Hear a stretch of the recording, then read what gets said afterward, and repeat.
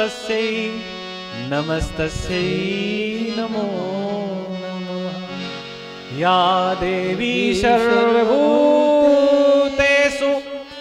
बुद्धिरूपेण संस्थिता नमस्तस्यै नमस्तस्यै नमस्तस्यै नमो नमः।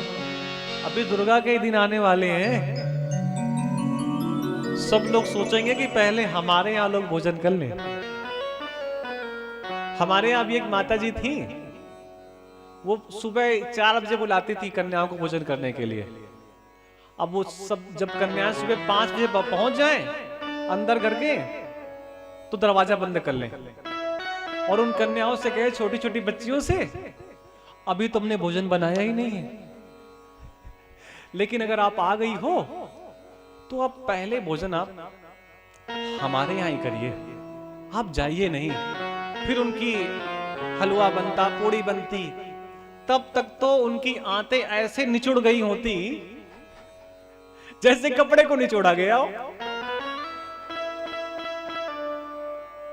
और फिर लोग सोचते हैं कि कन्या प्रसन्न हो जाए।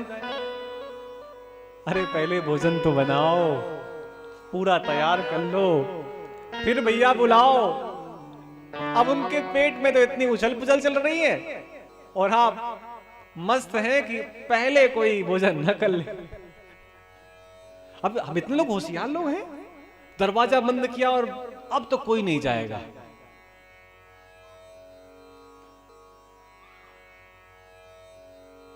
दुर्गा की स्तुति की, देवहूति ने की, मां आप हमारे घर पर आइए, क्योंकि भगवान अगर आ गए तो ये हमारे घर को हमको छोड़कर चले जाएंगे। तब दुर्गा अपने 9 रूपों में आई, कला, अनसुईया, श्रद्धा, हविर्भू, गति, क्रिया, ख्याति, अरुंधति और शांति। ये करदम जी की ही पुत्री हैं, जिनका नाम क्या है? अनसुईया। ये वही अनसुईया हैं जिन्होंने तीनों देवताओं को बालक बना दिया था। करदम जी की बेटी का नाम है अरुंधति। ये वो अरुंधति हैं जो भगवान राम की गुरु माता है। और उसके बाद भगवान का प्राकट हुआ, कपिल के रूप में भगवान आए। बोलिए कपिल भगवान की जय। और देवहूति, जब कपिल का जन्म हुआ तो भगवान घर छोड़कर चले गए और देवहूति माता ने कपिल भगवान अपने पुत्र को ही अपना गुरु बनाया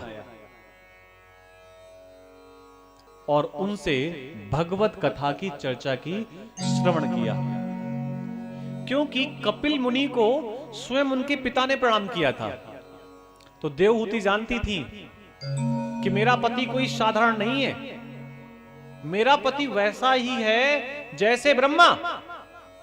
तो अगर मेरा पति अपने पुत्र को प्रणाम कर रहा है तो मुझे भी प्रणाम करने में कोई संकोच नहीं है। प्रणाम करने का मतलब पैर छूना ही नहीं होता, प्रणाम करने का मतलब आदर करना होता है। कल हमने बताया था ना, पंचामृत अनेकों प्रकार का होता है, वैसे ही प्रणाम भी अनेकों प्रकार का होता है। एक करसा प्रणाम होता है जिसमें हाथ जुड़ जाते हैं। एक सिरसा प्रणाम होता है जिसमें मस्तक झुक जाता है।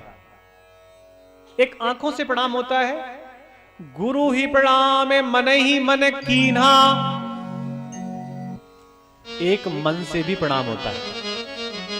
आप मर्यादित हैं और कोई ऐसा व्यक्ति आपसे श्रेष्ठ है जिसके पैर नहीं छू सकते, कोई बात नहीं, तो मन से प्रणाम कर सकते हैं।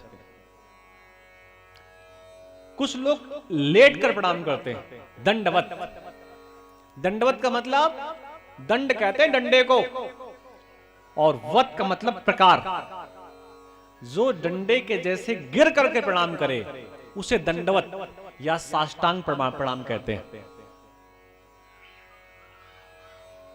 और फिर भी जब कुछ भी ना कर पाए तो दोनों हाथ से प्रणाम करना चाहिए, पैर के सबसे आखिरी वाले हिस्से को। लेकिन सबसे बड़ा प्रणाम है मनसा। आपका सर तो झुका हुआ है, लेकिन मन से प्रणाम कर रहे हैं कि नहीं? पिताजी ने कहा इनको प्रणाम करो तो झुक गया। अच्छा, पिताजी ने एक बात और कह दी कि मौसियां हैं, प्रणाम कर लोगे तो 100 का नोट दे देंगे, इसलिए और प्रणाम कर लिया।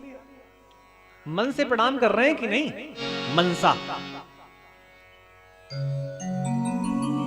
और देवहूति माता भी नदी के रूप में परिवर्तित हो गईं। आगे मनु महाराज की दूसरी संतानों का वर्णन है। एक छोटा सा हम लोग गीत गुनगुनाते हैं, फिर कथा में प्रवेश करते हैं। बोलिए वृंदावन बिहारी लाल की जय। कौन कहते हैं भगवान आते नहीं, कौन कहते हैं भगवान आते नहीं, तुम मीरा के जैसे बुलाते नहीं। कौन कहते हैं भगवान आते नहीं, तुम मीरा के जैसे बुलाते नहीं। कौन कहते हैं भगवान आते नहीं, तुम मीरा के जैसे बुलाते नहीं। कौन कहते हैं भगवान आते नहीं, तुम मीरा के जैसे बुलाते नहीं।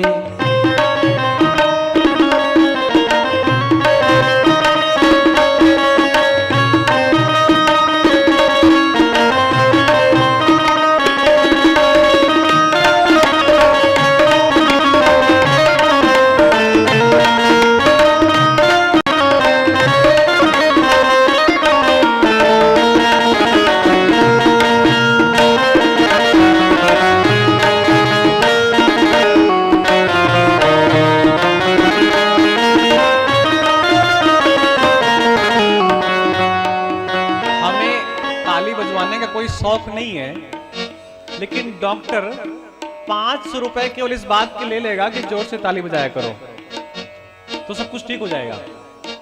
इसलिए कौन कहते हैं भगवान खाते नहीं, कौन कहते हैं भगवान आते नहीं। कौन कहते हैं भगवान खाते नहीं, कौन कहते हैं भगवान खाते नहीं। वीर सबरी के जैसे खिलाते नहीं, वीर सबरी के जैसे खिलाते नहीं।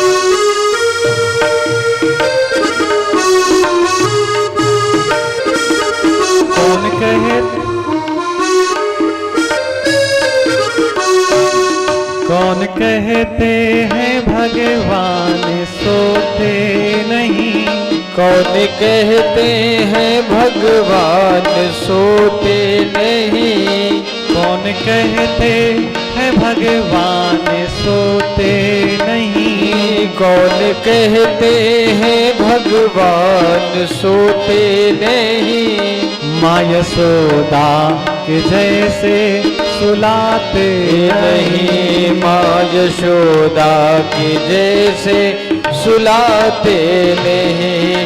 कौन कहता है भगवान आते नहीं, हम मीरा के जैसे बुलाते नहीं।